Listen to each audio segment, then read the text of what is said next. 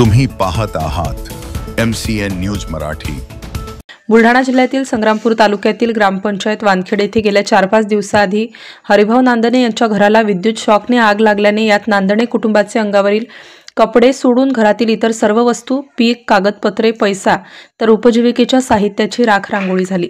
मात्र निवडणुकीच्या धामाधुमीत मशगूल असलेले लोकप्रतिनिधी तर तालुका महसूल प्रशासन सुद्धा अद्याप इथे पोहोचले नाही। म्हणजेच निवडणुकीच्या धामधुमीत संकट कोसळणाऱ्या नांदणे कुटुंबाचे हे फार मोठे दुर्दैव म्हणावे लागेल।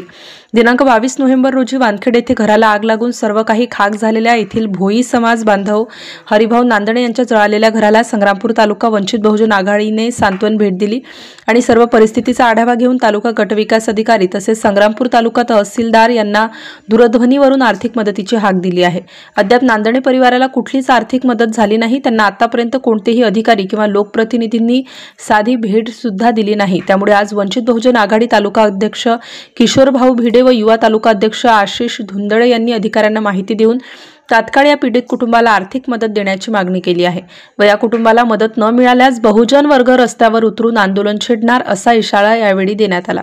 यावेळी वंचित संग्रामपूर तालुका अध्यक्ष किशोर भाऊ भिडे, वंचित युवा तालुका अध्यक्ष आशिष धुंदळे, नंदकिशोर पुंडे, तालुका महासचिव श्रीकृष्णा भालतिडक महाराज, राहुल भिलंगे, तालुका उपाध्यक्ष अजय कुरवाळे, भोई समाज नेते बाळू महाराज, सागर परघरमोर, तालुका उपाध्यक्ष शिरू पाटील, नेते सिद्धार्थ बोदळे, सुनील इंगळे यांच्यासह वानखेड ग्रामस्थ मोठ्या संख्येने उपस्थित होते।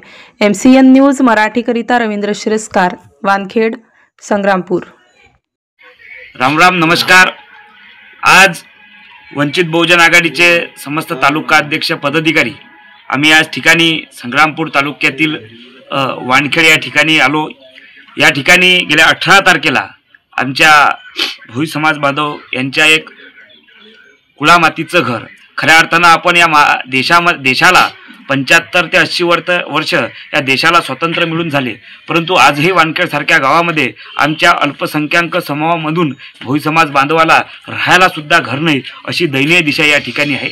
या ठिकाणी आम्ही आहोत पिण्याची सगळ्या व्यवस्था, त्यांचं अन्नधान्य आणि त्यांच्या मुलाबाळाच्या भविष्यासाठी त्यांनी जमा केलेली तुटपुंजी असलेले पैसे सुद्धा त्या ठिकाणी त्या आगीमध्ये जुळून खाक झाले।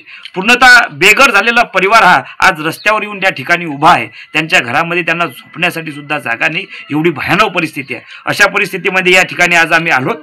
आम्ही त्या ठिकाणी या परिस्थितीची पाहिले नसता अत्यंत माणसाच्या जीवाला एक झुमणारी ही घटना आहे की जर सर्वसामान्य माणूस कुटुंबातले हे लहान लहान मुलं त्यांच्या सोबत आहेत, दुर्दैवाने एक त्याच्यामध्ये जी जीवितहानी वाचली की ते मुलं त्या ठिकाणी घरी नव्हते। सर्व परिवार हा शेतामध्ये आणि शेतमजूर असल्यामुळे बाहेर कामाला गेला आणि त्या अशा प्रकारामध्ये एक घटना घडलेली आहे। या घटनेमध्ये एक निंदनीय अशी बाब आहे की घटना घडून आज 5 ते 6 दिवस झाले, परंतु आजही या कुटुंबाला कुठल्या प्रकारची आर्थिक मदत झाली नाही, त्यांच्या निवाऱ्याची कुठल्या प्रकारची व्यवस्था झाली नाही किंवा त्यांच्या अन्नधान्याची खाण्याची कुठल्या प्रकारची व्यवस्था झाली नाही। आज हे या ठिकाणी 2-2, 3-3 वर्षाचे मुलं, त्यांच्या पोटा पाण्याचा प्रश्न या ठिकाणी महत्त्वाचा असताना यांच्यावर कोणी या ठिकाणी लक्ष दिलं नाही। मला या ठिकाणी प्रश्न पडतो की या जळगाव जामोद विधानसभा मतदारसंघामध्ये या ठिकाणचे विद्यमान आमदार संजय कुटे हे 25 वर्ष या ठिकाणी नेतृत्व करतात, परंतु आजही वानखेड सारख्या गावामध्ये आज सर्वसामान्य कुटुंब रस्त्यावर आलं, ते उद्ध्वस्त झालं।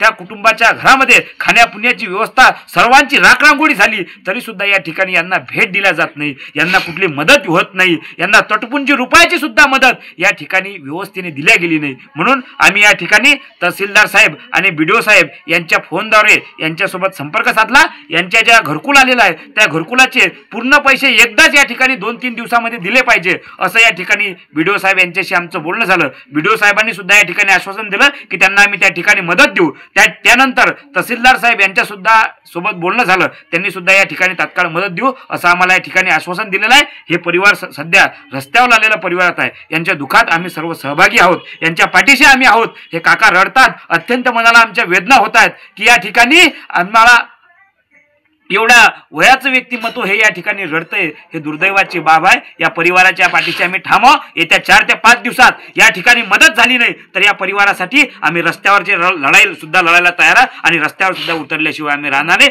तात्काळ या परिवाराला एकंदरीत 10 लाखाची मदत या ठिकाणी शासन प्रशासन आणि या सरकारनं केली पाहिजे, असा इशारा सुद्धा या माध्यमातून या ठिकाणी